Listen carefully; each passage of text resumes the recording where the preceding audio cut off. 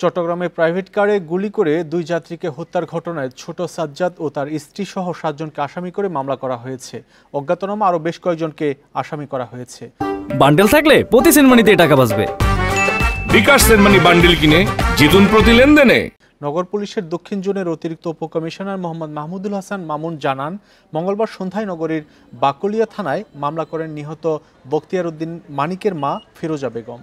এতে প্রধান আসামি করা হয়েছে গত 15 মার্চ ঢাকায় গ্রেপ্তার চট্টগ্রামের পুলিশের তালিকার শীর্ষ সন্ত্রাসী ছোট সাজ্জাদ ও তার স্ত্রী শারমিন আক্তার তামান্নাকে। অন্য আসামিরা হলেন মোহাম্মদ হাসান, মোবারক হোসেন ইমন, রায়হান ও বুরহান। 7 জন ছাড়াও অজ্ঞাত আরও কয়েকজনকে আসামি করা হয়েছে এ মামলায়। রোববার ভোররাতে নগরীর বাকলিয়ায় প্রায় 2.5 কিলোমিটার ধাওয়ার পর প্রাইভেট কারে গুলি করে 2 জনকে হত্যা করা হয়। আহত হন আরও 2 জন।